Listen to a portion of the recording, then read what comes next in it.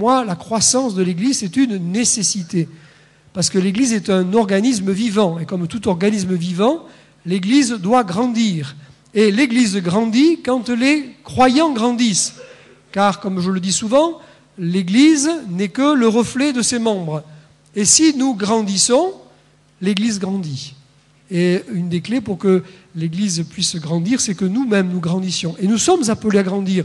Nous sommes appelés à croître. Et nous verrons ça pendant tout ce week-end, que la croissance est quelque chose que Dieu a inscrit sur le plan spirituel dans nos vies.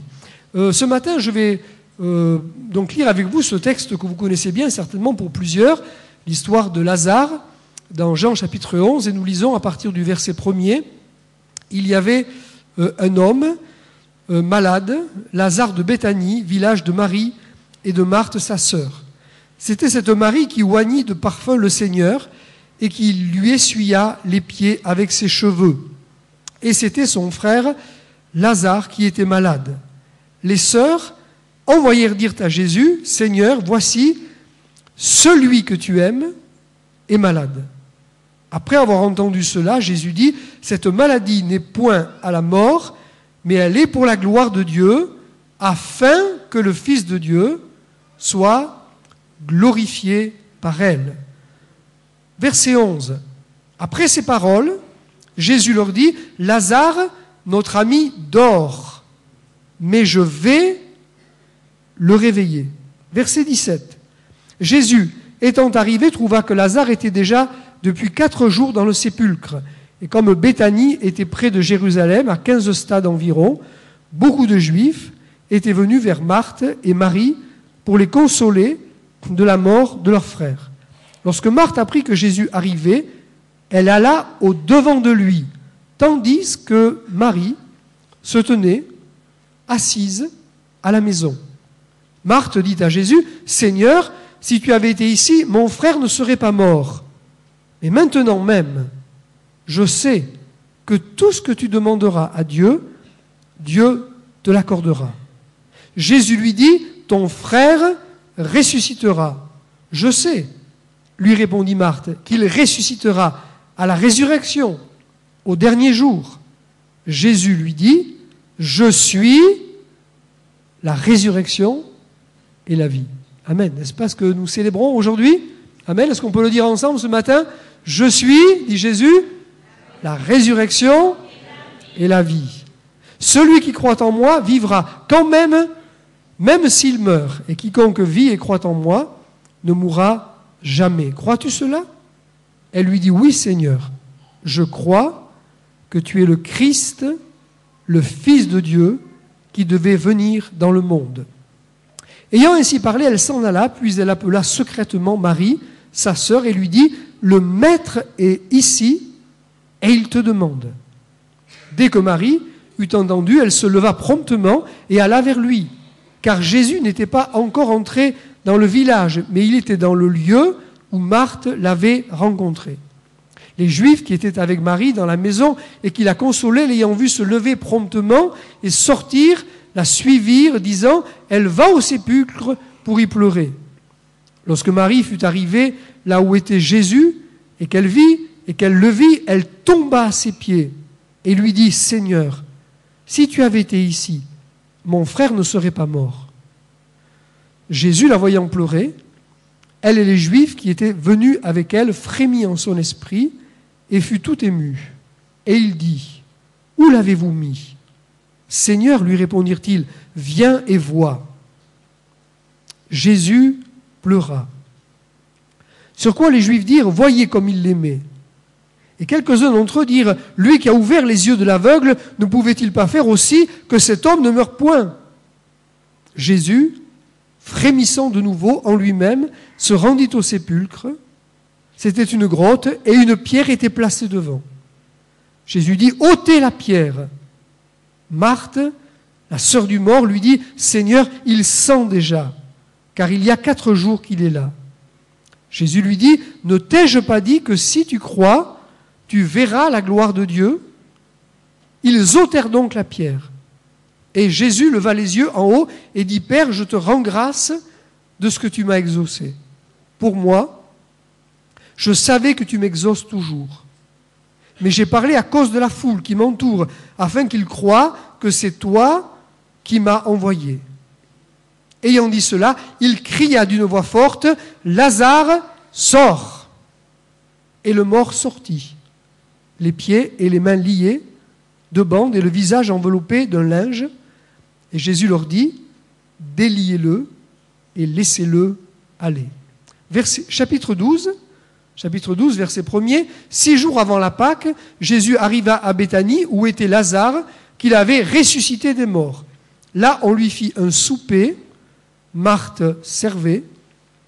Lazare était un de ceux qui se trouvaient à table avec lui.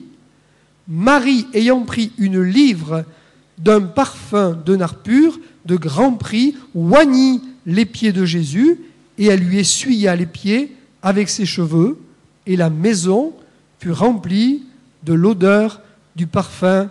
Amen. Le titre que je pourrais donner à ce message ce matin serait « La croissance par le réveil ». La croissance par le réveil. Car il me semble qu'une clé toute simple pour qu'une église grandisse, c'est qu'elle soit... Vous êtes là ce matin? Est-ce que vous êtes réveillés? Faites-moi un signe de la tête si vous êtes réveillés. Voilà, vous faites comme ça, comme ça. Pour qu'une église grandisse, il faut qu'elle soit réveillée. Une église réveillée est une église qui grandit. Amen. Une église réveillée, c'est une église en croissance. Et j'aimerais vous dire ce matin très simplement que Jésus est venu pour nous réveiller. Amen. Jésus est venu pour nous réveiller. Il est venu pour nous réveiller du sommeil de la mort. La plupart d'entre nous ici, nous étions morts. La Bible dit que nous étions morts dans nos péchés, morts dans nos offenses. Mais la Bible dit que Dieu, qui est riche en miséricorde, nous a rendus vivants avec Christ. Gloire à Dieu. Nous étions morts et nous avons été réveillés, nous avons été rendus vivants. Et si nous sommes là ce matin pour louer le Seigneur Jésus, pour l'adorer, pour célébrer sa résurrection, c'est que nous avons été réveillés et c'est que nous sommes vivants. Amen. Est-ce qu'il y a des vivants dans ce lieu ce matin? Alléluia. Il y a des vivants ici ce matin. La Bible dit que ce sont les vivants qui louent le Seigneur. Et nous sommes venus pour louer le Seigneur parce que nous sommes vivants, parce qu'il nous a donné la vie, parce qu'il nous a réveillés spirituellement. Et la Bible nous dit également que c'est notre responsabilité de rester éveillés. Restez éveillés.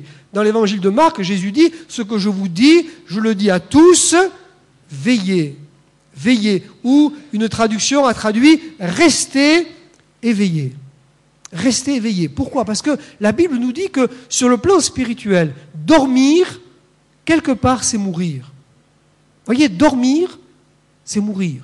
Je ne parle pas bien sûr du sommeil physique, on a tous besoin de dormir physiquement, mais sur le plan spirituel, dormir, c'est mourir. Le livre des Proverbes, chapitre 6, verset 10, dit « Un peu de sommeil, un peu d'assoupissement, un peu croiser les mains pour dormir, et la pauvreté te surprendra comme un rôdeur, et la disette comme un homme en armes. » Voyez ?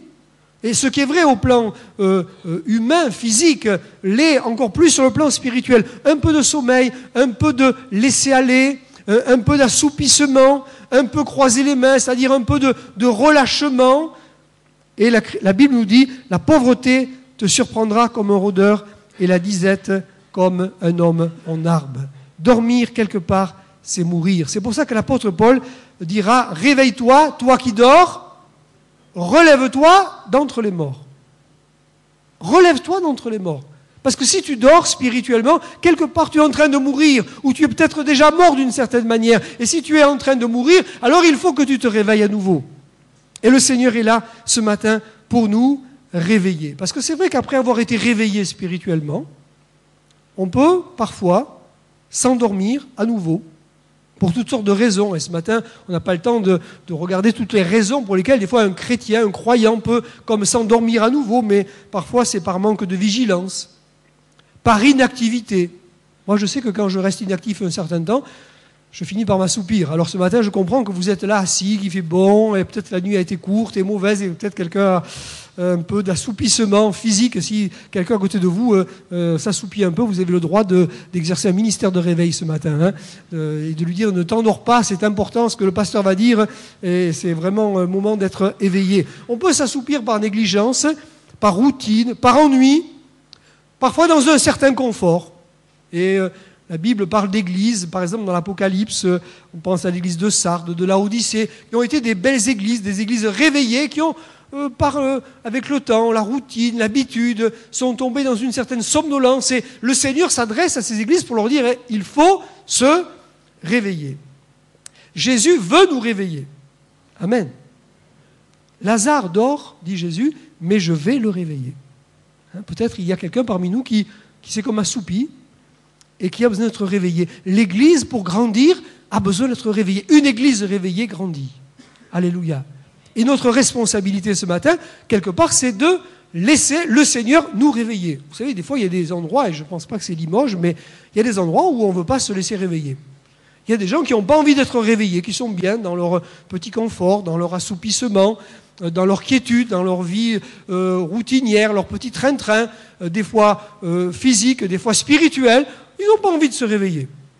Il y a quelques années en arrière, j'ai été invité en Polynésie, et j'ai eu l'occasion à plusieurs reprises d'aller visiter ces belles îles et faire des missions, des séminaires dans les belles îles de Polynésie. Et une chose qui m'a frappé, pratiquement dans toutes les églises, je ne sais pas si quelqu'un connaît la Polynésie ici, mais la Polynésie a été évangélisée par les protestants. Il y a beaucoup de temples protestants en Polynésie. Et une chose qui m'a frappé, c'est que pratiquement devant tous les temples, il y a un panneau sur lequel il y a marqué « Silence, culte ». Vous savez, nous, en France, on voit ça devant les hôpitaux. Hein, silence, hôpital. Ne faites pas de bruit parce que dedans, il y a des gens malades, il y a des gens qui se reposent, surtout pas les réveiller. Et en voyant ces panneaux devant les églises, silence, culte, j'avais l'impression que ça voulait dire un petit peu ça. Hein, pas trop de bruit, il y a des gens qui dorment à l'intérieur là. Faut pas les réveiller.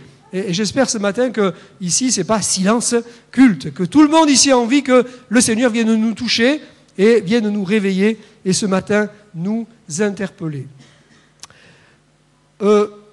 Sur le plan naturel, il y a 3 manières de se réveiller. Je ne sais pas si vous avez remarqué, quand on dort physiquement, il y a 3 manières de se réveiller.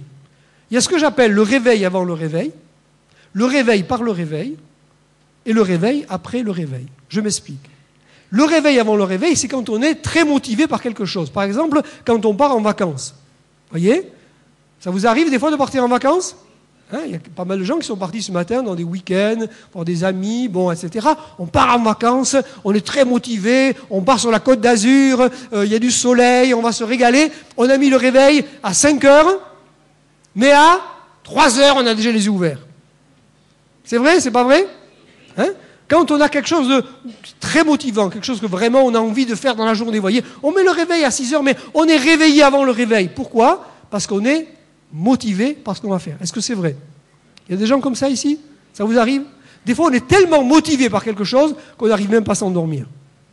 C'est vrai ? Exact ? Ça vous arrive aussi ? Faites-moi un signe de la main si ça vous arrive. Hein ? On n'arrive pas à trouver le sommeil. Oh là là, vivement demain matin que le réveil sonne et qu'on parte et qu'on vive une journée magnifique. J'espère que ce matin, il y a des gens qui se sont réveillés avant le réveil. Le réveil avant le réveil. Le réveil par le réveil. Ça, c'est le réveil du lundi matin. Hein, le réveil où on va au travail. Bon, voilà, on est content d'aller au travail, mais enfin, si on pouvait traîner un peu au lit, si on... Vous voyez, bon. Mais il faut y aller. Hein, c'est ce que j'appelle le réveil de la nécessité. On a mis le réveil à 6 heures, et à 6 heures, hop, ça y est, le réveil a sonné, on y va, c'est le réveil de la nécessité. Et puis, le réveil après le réveil. Ça, c'est quand on n'est pas du tout motivé, qu'on n'a pas une bonne journée devant soi, que le réveil sonne, on ouvre un œil, on regarde dehors, le ciel est gris, il pleut, il fait froid, on n'a rien de transcendant à faire, pas trop de choses intéressantes. Alors on appuie sur le réveil, on l'éteint, et puis on se retourne et on se rendort. Ça vous arrive aussi ? Quelques-uns ? Bon, ça va, je vois que je parle. Hein. Le réveil avant le réveil par le réveil après le réveil. Dans cette histoire, ce matin, je vois dans ces 3 personnages ces 3 sortes de réveils. 3 sortes de réveils. Chez Marthe, je vois le réveil avant le réveil. Chez Marie, je vois le réveil par le réveil. Et chez Lazare, je vois le réveil après le réveil. Je vais m'expliquer ce matin, essayer de me suivre attentivement. D'abord, je vois l'exemple de Marthe, qui pour moi, c'est le réveil avant le réveil. Pourquoi? Parce que Marthe, c'est la spontanéité à répondre à la venue de Jésus. Le texte dit que quand elle a appris que Jésus vient là vers Béthanie, le texte dit qu'elle alla au-devant de lui. Elle alla au-devant de lui. Marthe est une femme motivée par la présence du Seigneur. Amen. Marthe, elle a envie d'aller à la rencontre du Seigneur. Voyez, elle n'attend pas que le Seigneur soit là. Elle entend que le Seigneur est en chemin. Et elle-même se met en chemin. Elle se met en route. Elle va à la rencontre du Seigneur. Elle a envie de le rencontrer. Elle est motivée par sa présence. Gloire à Dieu. Amen. Et je crois que dans nos églises, il y a des gens qui sont motivés par les choses spirituelles. Gloire à Dieu. Et je bénis Dieu pour dans les églises tous ces gens, tous ces hommes, toutes ces femmes qui sont motivés pour les choses spirituelles, qui ont faim, qui ont soif des choses de Dieu, qui sont là le dimanche matin de bonne heure parce qu'ils veulent être là quand le culte commence, qui sont toujours disponibles quand le pasteur a besoin de quelqu'un pour un service, pour une activité. Il faut du monde pour la prière, il faut du monde pour le ménage, il faut du monde pour distribuer des invitations. Il y a toujours des frères, des sœurs qui disent « Moi, pasteur, si vous avez besoin, je suis là. Si vous avez besoin de moi, je suis disponible. » Gloire à Dieu. Amen. Marthe, une femme motivée, qui va au-devant de Jésus. Et gloire à Dieu pour tous ceux qui parmi nous sont des hommes, des femmes, des jeunes gens, des jeunes filles, des enfants qui vont au-devant à la rencontre du Seigneur, qui sont motivés par les choses spirituelles, qui sont motivés par sa présence. Pour moi, la clé du réveil dans la vie de Marthe, c'est la foi. C'est la foi. Marthe est une femme de foi. Et où je vois la foi de Marthe, c'est quand Jésus arrive là, à Béthanie, Marthe dit, Seigneur, si tu avais été ici, mon frère ne serait pas mort. Ça semble un reproche, mais ce n'est pas un reproche, c'est un constat. Pour elle, si Jésus avait été présent, alors la mort n'aurait pas triomphé. Mais elle lui dit une parole extraordinaire.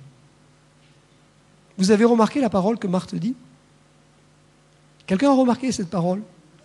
Une parole extraordinaire. Qu'est-ce qu'elle dit à Jésus? Regardez dans vos Bibles. Regardez dans vos Bibles. Cherchez ce verset. Verset 22. Qu'est-ce que dit Marthe à Jésus? Oh, elle dit, Seigneur, maintenant c'est cuit. Maintenant c'est foutu. Tu sais, maintenant mon frère, il est mort, il n'y a plus rien à espérer. Il est enterré, la pierre est roulée, plus d'espoir, on baisse les bras. Qu'est-ce que Marthe dit? Quelqu'un l'a remarqué? Vous êtes là? Quelqu'un qui a remarqué? Je vais faire comme avec les enfants. Est-ce qu'il y a quelqu'un qui veut se lever là, qui veut venir ici, dire ce que Marthe a dit? Marthe dit, oui Seigneur, si tu avais été ici, mon frère ne serait pas mort. Mais, dit-elle, maintenant même, je sais que tout ce que tu demanderas à Dieu, Dieu te l'accordera. Amen. Maintenant même, je sais que tout ce que toi, Jésus, tu vas demander au Père, le Père te l'accordera. Marthe n'est pas une femme résignée. Elle n'a pas baissé les bras. C'est une femme de foi qui croit qu'avec Jésus, l'impossible devient possible. Gloire à Dieu. Combien ici ce matin croient qu'avec Jésus, l'impossible peut devenir possible? Que ce qui semble humainement irréversible, ce qui semble être inchangeable, là où il y a des choses qui semblent humainement qu'on ne puisse changer, avec Jésus, ça peut changer. Amen. Je crois maintenant même, quelle que soit la situation dans laquelle je suis, quel que soit le problème que je vis ce matin, avec Jésus, je crois que maintenant même, tout peut changer, gloire à Dieu. Je crois que tout ce que tu demanderas à Dieu, Dieu te l'accordera. Voyez-vous, la clé de l'éveil dans la vie de Marthe, c'est la foi. Elle croit à la médiation parfaite du Seigneur Jésus. Amen. Elle croit à la médiation parfaite de Jésus. Elle sait qu'à cause de Jésus, par Jésus, tout peut devenir possible. Gloire à Dieu. Amen. Et Jésus lui dit, tu as raison, Marthe, de le croire, parce que je suis la résurrection et la vie. Je le suis. Je suis le relèvement, littéralement. Je suis le relèvement, celui qui relève. Et quel que soit ce matin, j'aimerais te dire, mon frère, ma sœur, mon ami, quelle que soit ta situation ce matin, je crois ce matin que le Seigneur peut te relever. Qu'avec le Seigneur, il y a encore de l'espoir. Qu'avec le Seigneur, il y a encore une issue. Qu'avec le Seigneur, l'impossible peut devenir possible. Gloire à Dieu. La clé de l'éveil dans la vie de Marthe, c'est la foi. Amen. C'est la foi. Ensuite, je vois le réveil par le réveil dans la vie de Marie. Car le texte dit que, alors que Marthe se met en route au verset 20, elle alla au-devant de lui, tandis, par contre, dit littéralement le texte grec, par contre, Marie resta assise à la maison. Par contre, Marie resta assise à la maison. Dit le texte, et la Bible en français courant a traduit de cette manière. Par contre, il semble que Marie n'a pas tellement réagi. Elle a entendu la nouvelle. Jésus vient, Jésus arrive, mais elle est comme engourdie, Marie, comme ankylosée dans sa souffrance, dans son chagrin, dans sa peine, pour ne pas dire dans sa déception. Vous savez, ça me fait penser, quand je vois l'attitude de Marie, je pense à ce verset de l'évangile de Luc où il est parlé des disciples dans le jardin de Gethsémanée. Il est dit qu'ils étaient endormis de tristesse. Endormis de tristesse. Pourquoi étaient-ils endormis de tristesse? Parce qu'ils étaient déçus. Comprenez? Les circonstances étaient en train de prendre une tournure qu'ils n'espéraient pas, qu'ils n'attendaient pas. Ils ne s'attendaient pas à ce que les choses tournent de cette manière. Ils attendaient un Christ puissant, glorieux, qui allait renverser l'ennemi. Voilà que les choses étaient en train de se passer d'une manière différente. Ils étaient déçus. Et à cause de la déception, l'Écriture dit qu'ils étaient endormis de tristesse. Endormis de tristesse. Comme ankylosés, comme figés dans leur déception. Est-ce qu'il n'arrive pas parfois que nous soyons nous aussi déçus dans la vie chrétienne, dans la vie spirituelle? Des fois on dit « mets ta foi dans le Seigneur, tu ne seras jamais déçu ». Mais pourtant, il arrive que parfois on est déçu. On peut être déçu de l'Église. J'espère qu'il n'y a pas de gens ici déçus de l'Église. On peut être déçu des pasteurs. Bon, pas ici, parce que vous avez un pasteur, franchement, il est parfait. Hein. Là, il n'y a pas mieux. Hein. Gardez-le celui-là, parce que, bon. Hein, mais bon, on peut être déçu parfois. Hein, on peut être déçu. On peut être déçu de soi-même. Est-ce qu'il ne vous arrive pas parfois d'être déçu de vous-même? De vous dire, mais je me suis encore fait piéger. J'ai encore réagi de cette manière. Je me suis laissé aller. Je ne me croyais pas capable d'agir de cette manière. On peut être déçu de soi-même. Parfois, on peut être même déçu de Dieu. Déçu de Dieu. Vous savez, dans la Bible, il y a des gens, il y a des hommes de Dieu remarquables, qui ont eu des moments dans leur vie où ils ont été déçus de Dieu. Je pense à un homme comme Jérémie, dans le chapitre 15 du livre de Jérémie. Jérémie exprime sa déception et il dit à Dieu quelque chose de terrible. Il dit, mais tu es pour moi comme une source trompeuse, une source dont on n'est pas sûr. Jérémie pense à ces cours d'eau, à ces rivières d'eau que l'on trouve dans les lieux arides. Quand on passe là au printemps, il y a de l'eau. On passe quelques mois plus tard, on s'attend à trouver de l'eau, mais l'eau a tari, il n'y a plus d'eau. Et on est déçu, on pensait trouver de l'eau là, et puis il n'y a pas d'eau. Et Jérémie dit, mais à Dieu, à un moment donné dans sa vie, il dit, tu es pour moi comme une source trompeuse, une eau dont on n'est pas sûr. Je pensais que tu allais agir d'une certaine manière, je pensais que tu allais intervenir, je pensais que tu allais faire ceci, que tu allais faire cela, et tu n'as pas agi comme je pensais que tu devais agir. N'arrive-t-il pas parfois que nous soyons déçus parce que nous pensions que Dieu allait agir d'une certaine manière et Dieu n'a pas agi comme nous voulions qu'il agisse? Marthe est déçue.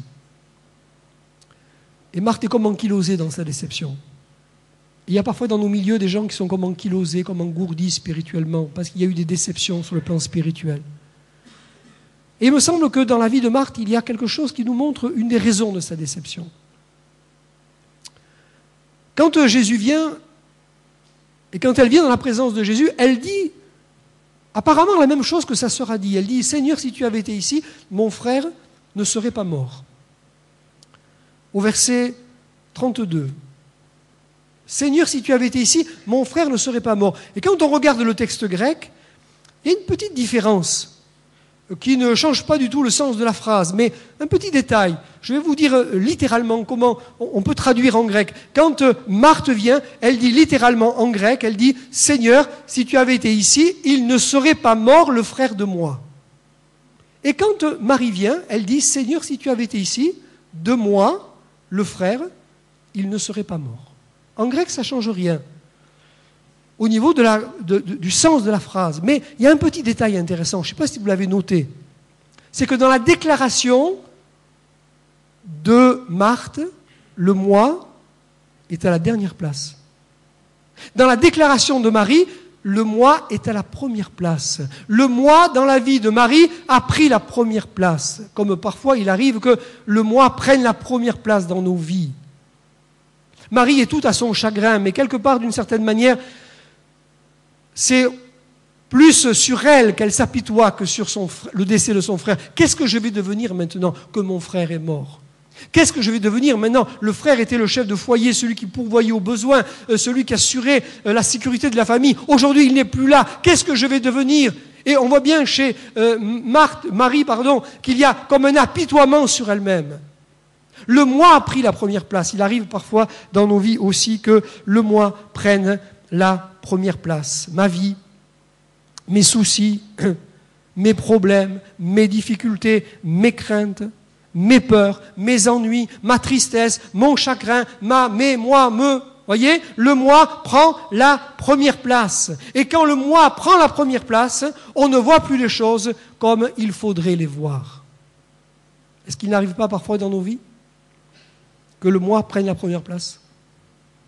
Avez-vous remarqué que dans le Notre Père, Jésus nous rappelle les bonnes priorités, les bonnes places ? Dans le Notre Père, Jésus nous apprend à dire « Père, que ton nom soit sanctifié. » Ton nom. Que ton règne vienne. Que ta volonté soit faite sur la terre comme au ciel. Ensuite, donne-nous ou donne-moi aujourd'hui le pain de ce jour. Pardonne-moi mes offenses comme je pardonne à ceux qui m'ont offensé. Ne m'induis pas en tentation, mais délivre-moi du malin. Vous avez remarqué quelque chose d'intéressant ? Dieu d'abord, moi ensuite. Ce n'est pas qu'il n'y a pas de place pour le moi, mais le moi vient après. Ton règne, ton nom, ta volonté d'abord. Amen. Et dans nos vies, parfois, quand le moi prend la première place, quand le moi passe avant le tu, le je du Seigneur, alors on commence à se replier sur soi-même. Et on commence à être accessible à la déception. L'Épître aux Hébreux nous dit « Ayons les regards sur Jésus ». Littéralement, le texte grec dit « Détournons nos regards sur Jésus ». Détournons ce matin nos regards, détournons-les de nous-mêmes ce matin. Détournons les regards de nous-mêmes, de nos problèmes, de nos difficultés, de nos petites vicissitudes humaines, pour les tourner vers le Seigneur de gloire, alléluia, pour le tourner vers celui qui est ressuscité, qui est vivant, qui est puissant et qui peut changer le cours de nos vies et les circonstances de nos vies. Gloire à Dieu. Le réveil a sonné pour Marie. Le réveil a sonné. Le réveil a sonné par la bouche de Marthe qui lui dit « Le Maître est ici et il te demande ». Amen. Le Maître est ici et il te demande. J'aimerais te dire, mon frère, ma sœur, ce matin, peut-être toi qui es engourdi dans ta déception, toi qui peut-être qui pèse sous le poids de la déception, qui est comme ankylosé là et qui n'arrive plus à réagir spirituellement. J'aimerais te dire ce matin, le Maître est ici et il te demande. Il t'appelle. Oui, toi, Marthe, toi, Robert, toi, Marcel, toi, Marc, toi, Jean, toi, Luc, toi, Josette, toi, il t'appelle ce matin. Amen. Le Maître est ici et il te demande. Il t'appelle. Il a besoin de toi. Il veut te sortir de ta torpeur ce matin. Il veut te sortir de ton engourdissement.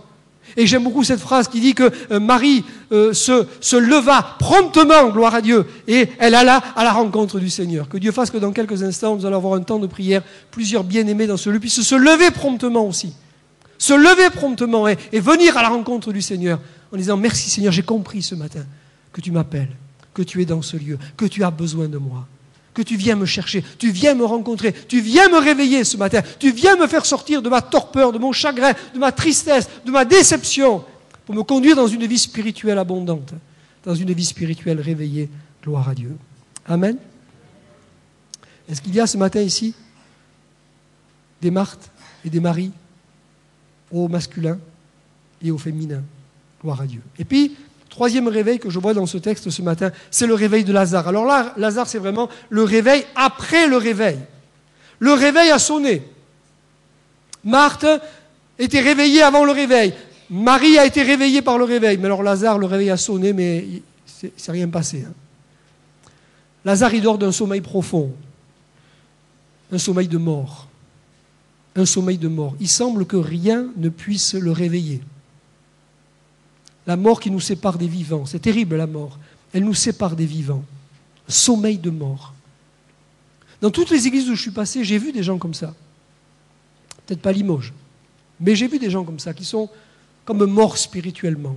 Ils sont toujours là physiquement, ils sont présents, mais il semble que rien ne puisse les toucher. Vous pouvez faire venir un pasteur d'Antibes, vous pouvez faire venir un pasteur américain, un Canadien, un Brésilien, un Chilien, ce que vous voulez, tous les charismes, tout le ministère, le meilleur prédicateur du monde, ils sont là sur leur chaise, les bras croisés. Je ne veux pas de mal aux gens qui ont les bras croisés ce matin, ne vous sentez pas visés. Mais voilà, ils sont là sur leur chaise, les bras croisés, et puis c'est parle toujours, tu m'intéresses. Et vous savez, ça me fait penser, moi j'appelle ça des chrétiens téphales. Je ne sais pas s'il y en a à Limoges, vous savez ce que c'est que le téphale, ça glisse, voyez. Et il y a dans nos églises des fois comme ça des chrétiens téphales, des gens qui, rien ne semble pouvoir les atteindre. Quel que soit le prédicateur, la prédication, le message, rien ne semble pouvoir les atteindre. Rien ne semble pouvoir les ébranler. Rien ne semble pouvoir les réveiller. Chrétiens téphales. Mais Jésus dit, voilà, il y a un problème. Il y a une pierre. Il y a une pierre là qui est roulée devant. Une pierre qui bouche l'entrée. Et Jésus dit, roulez la pierre. Roulez la pierre. Cette pierre, elle me fait penser à ce qui est devenu dur. Vous voyez, parfois, c'est nos cœurs qui sont devenus comme une pierre. Et peut-être ici, ce matin, quelqu'un, un homme, une femme, peut-être un jeune homme, une jeune fille, peut-être ton cœur s'est endurci. La Bible nous dit que le cœur de l'homme, l'Épître aux Hébreux, chapitre 3, dit « Prenez garde que votre cœur ne s'endurcisse par la séduction du péché ». Et c'est vrai que parfois, le péché peut séduire nos cœurs et endurcir nos cœurs. Peut-être mon cœur ce matin, ton cœur ce matin est devenu dur comme une pierre. Je pense à des hommes dans la Bible, et beaucoup d'exemples sont là pour nous montrer que des hommes ont été séduits et leur cœur s'est endurci. Je pense à l'homme comme Samson. La séduction, la sensualité a séduit cet homme. Son cœur s'est endurci au point de ne plus entendre la voix de Dieu. Je pense à l'homme comme Saül, la désobéissance, la rébellion à la parole de Dieu. Je pense au peuple d'Israël qui, par incrédulité, s'est endurci. Et bien d'autres exemples. Peut-être ce matin, ton cœur s'est endurci. Peut-être ton cœur est devenu comme une pierre ce matin. Depuis des années, tu es assis dans l'église, là tu entends des messages, tu entends des prédications, mais rien ne te touche, rien ne te fait bouger, parce qu'il y a comme une pierre qui est là devant ton cœur. Et le Seigneur dit, ôtez la pierre, roulez la pierre. Pour moi, ça me fait penser à la repentance, qui est une manière de rouler la pierre. Vous savez, la repentance, ça ne concerne pas que les gens du dehors. Ça ne concerne pas que les incroyants, la repentance. Ce n'est pas simplement quand on vit dans le péché, quand on est loin de Dieu, qu'on a besoin de se repentir. Parfois, on est croyant depuis des années. On a besoin aussi de se repentir, de se remettre en question, d'abandonner certaines choses, certaines attitudes, certains comportements. Dire, Seigneur, je te demande pardon parce que depuis des années, mon attitude, mon comportement n'est pas bon. Je suis là, je boude, je résiste, je suis révolté, je suis là dans la contestation. Mon attitude n'est pas bonne. Peut-être il y a un péché, un compromis dans ma vie. Jésus dit, roulez la pierre, la repentance. Quand je lis les églises, les 7 lettres aux 7 églises d'Asie, je remarque que sur 7 lettres, il y en a 5 dans lesquelles le Seigneur dit, repentez-vous. Repentez-vous. Le Seigneur s'adresse à une église. Il dit, repens-toi. Peut-être un croyant ce matin ici, dont le cœur s'est endurci depuis des années. Le Seigneur dit, repens-toi, ton attitude n'est pas bonne. Il faut rouler la pierre. Alors, Marthe dit, Seigneur, ça sent déjà. Ça pue là de l'autre côté. Et c'est vrai que derrière un cœur qui s'est endurci, il y a des mauvaises odeurs, il y a des choses qui ne sentent pas bon. Derrière un cœur qui s'est endurci, il y a des choses qui ne sentent pas bon. Il y a de l'amertume parfois, il y a du ressentiment, il y a de la colère, il y a du jugement, il y a de la critique. Ça ne sent pas bon. Le Seigneur dit ôtez la pierre. La pierre est ôtée. Gloire à Dieu. Et Jésus dit une parole, deux mots. Pas un long discours. Pas un long discours. Pas besoin de dire 36 000 choses. Jésus dit deux mots. Lazare, sort. Amen. Lazare sort. Mais la pierre a été roulée. La pierre a été roulée. La parole a pénétré, la parole de la vie, la parole du Christ, la parole de résurrection, la parole de puissance du Christ va toucher le cœur de Lazare. Et Lazare est arraché à la mort. Et ce matin, où que tu sois, quelle que soit la pierre derrière laquelle tu t'es caché ce matin, si tu roules la pierre, si ce matin tu acceptes de dire « Oui, Seigneur, je te demande pardon, je reconnais mes erreurs, je reconnais mes fautes, je reconnais mes comportements, Seigneur, je veux les abandonner ce matin », alors une parole de Jésus ce matin est suffisante. Quel que soit le prédicateur, aussi simple, aussi modeste soit-il, une parole de Jésus est suffisante ce matin pour te redonner la vie, pour te saisir à nouveau, pour te communiquer cette puissance de vie, de résurrection, et pour faire de toi un homme nouveau, une femme nouvelle. Gloire à Dieu. Le réveil a peut-être sonné aussi pour toi ce matin, mon ami. Lazare au féminin, Lazare au masculin. Ensuite, je termine ce matin, et je vois au chapitre 12 ce qui est pour moi l'image d'une église réveillée, et donc une église en croissance. Il est dit que Marthe servait, gloire à Dieu. Pour moi, une église en croissance, c'est une église où tout le monde sert, gloire à Dieu. Amen. Marthe servait, béni soit Dieu pour les Marthes, au féminin, au masculin, qui sont pleins d'enthousiasme et qui servent le Seigneur dans toutes sortes de domaines, dans toutes sortes de départements, dans toutes sortes de services, gloire à Dieu. C'est grâce à ces Marthes-là que l'Église va de l'avant et que l'Église grandit. Il est dit que Lazare était dans la communion, il marchait avec le Maître, il mangeait avec le Maître. La communion, un repas d'amour, une agapée, c'est bon de se retrouver ensemble. On est là parce qu'il y a de l'amour les uns avec les autres. On est là pour être en communion. On ne peut pas être chrétien et vivre tout seul dans son coin, quelque part, isolé. Moi, je n'ai pas besoin de l'église, je n'ai pas besoin des autres. Non, quand on est réveillé, on est attiré par la communion fraternelle. On a envie de se retrouver les uns avec les autres. On a envie de prendre le repas du Seigneur. On va le prendre dans quelques instants. Partager des moments de communion. Et puis, il est dit que Marie a pris du parfum qu'elle a répandu là, au pied de Jésus. La maison a été remplie. Et ça me fait penser à l'adoration. L'adoration. Gloire à Dieu. Une église réveillée, c'est une église qui est dans l'adoration. C'est beau, une église dans l'adoration. Les croyants sont bénis par l'adoration. Les incroyants sont bénis par l'adoration. Alléluia. Je me souviens d'un homme qui venait un jour dans nos réunions, qui avait un problème à un œil, qui avait un caillot à un œil, et quelque chose qui s'était durci à un œil. Et un matin, il est venu dans l'église, il a vu les gens louer, adorer, il a vu les gens lever les bras vers le ciel. Il n'avait jamais fait ça de sa vie, lui. C'était un Tunisien. Et bon, les chants étaient beaux, il s'est mis à chanter, puis il s'est aussi mis à lever les bras, et puis il a commencé à rentrer dans l'adoration, alors qu'il était en train de louer, de chanter, les bras levés. Il a senti comme une chaleur passer dans son œil, quelque chose s'est détaché de son œil et tombé. Il était délivré, il était guéri, gloire à Dieu. Amen. Première fois qu'il venait au culte. Alléluia. Une église réveillée. Une église où il y a le service, où on est dans le service, où on est dans la communion et où on est dans l'adoration.